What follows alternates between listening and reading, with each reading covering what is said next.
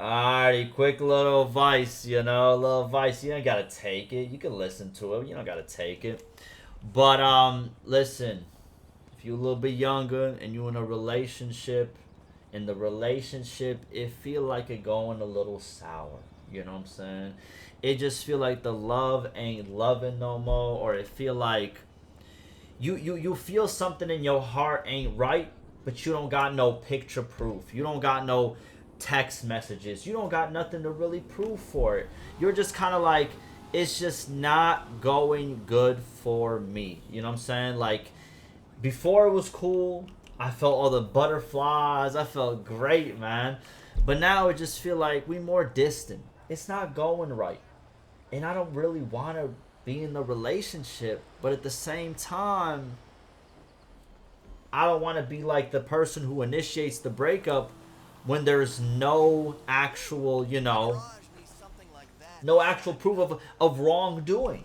Because for some reason, and I feel like I was wired this way too, and I don't know who wired me this way and who wired you this way, but you feel like something wrong has to happen in the relationship for you to be like, well, now we definitely have to break up. Now we definitely have to get rid of this bridge or burn this bridge. We definitely have to do that. And bro, I'm gonna tell you something right now that you've probably heard before, but I'm trying to free you. I'm trying to free your chains. All right, you do not have to have a reason. You do not have to have picture proof. You know what I'm saying? You do not have to have like this, like, oh, this big event happened. Oh, this person cheated and I caught them on video for you to finally break up with that person and move on.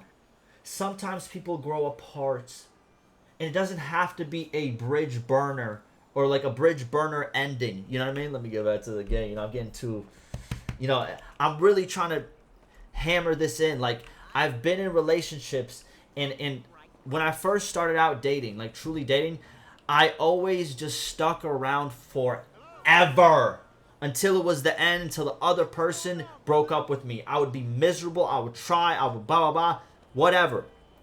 Now, bro, I'm going to be honest with you. I'm going to try to work with you. I'm going to try to be like good to you. I'm going to try all that stuff. But if I reach a limit where I'm just like, listen, here's my limit. Here's my art. Here's my really kind of weird limit, but it always does me right. When I get home and we're living together, because this is for serious relationships. Like, if I'm seriously with you, usually I'm living with the person. I'm saying serious. If I come home and I have to sit in the car before I actually walk in the house, and I have to just really just sit there and like start scrolling my phone because I don't want to walk into the house, I know that relationship is good and over. It might be arbitrary. You might think like, oh, you can still change it. And of course I try. And of course I do. But I've realized that when I reach a certain point and I feel like stuff ain't going right, because I'll communicate. I'll say stuff ain't going right. I'll say stuff is weird. I suggest you communicate as well. Of course. You know what I'm saying? Say what's on your mind, player. Don't you want the life that you want to live? Talk your talk. But at the same time, if I feel like this relationship is going sour, she don't gotta cheat on me. She don't gotta, do something absolutely crazy for me to be like, this is over now. I might just say this is over because I'm like, listen, I'm not feeling this no more. My love's not there like that no more. You know what I mean? Like, or, hey, I feel like we're like, how we started this relationship is not how we're doing it now, and I don't like that. I'd love to still be a friend with you, and of course they might not like that at first. At first they might go crazy, bro. Bro, I've had crazy stories. I might say them in the future, I might not, because guess what? I don't want to put people's bad business out like that, even if they've done me completely wrong. I don't believe in that. I don't believe in that. I believe in second, third, fourth, fifth chances. You know what I'm saying? At certain times, right? But it's just like. And I don't like burning bridges also. You know what I mean? And also, by the way, if you actually go about doing it how I'm telling you, like, I'm not saying do what I tell you to do. Don't get that twisted. You take everybody's advice, you heed it, and then you make your final decision. It's your life. But what I've recognized is when I've ended it, when I thought it was just like not going well, what's happened is I've re-met with those people in the future, When they have grown, I have grown, and we've had some good times together after that fact too. So I didn't burn that bridge. I just pretty much just like, what's the best way to say it? I stopped the fuse before the bomb was just gonna erupt anyways. And I just said, you know what? This isn't working. Maybe we should just, you know, we gotta split. And it's sad. It hurts. Being the person that initiates the breakup, I know that for the people who do get broken up with, it does hurt. I know it does hurt. I've been that person. But the person who also initiates the breakup, you feel like the worst person in the world. And what's crazy is, it's for the betterment of both. I know, I'm not trying to toot my own horn.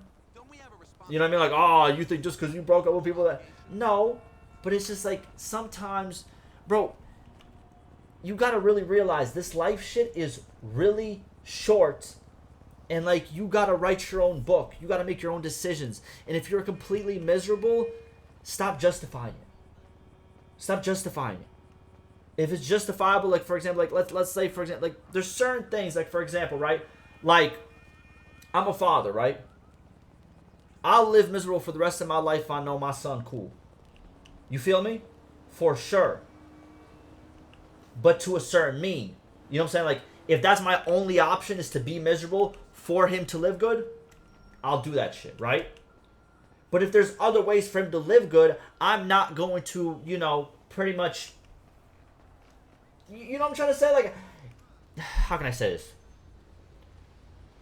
If you want your life to be great, bro, the only person who can make that shit great is you. That's it. That's it, bro. And sometimes that means cutting somebody off that, you know, you guys aren't just vibing no more like how you used to. There's no problem with that, bro. It don't gotta be a cinematic fucking climax, obsession style, for you to be like, oh shit, now it's time to end it. You feel me? And it's healthier that way too. Ending stuff like this is very healthy. Because it actually doesn't get to the point where it becomes extremely toxic and unhealthy. If that kind of makes sense. Alright? See you in the next one.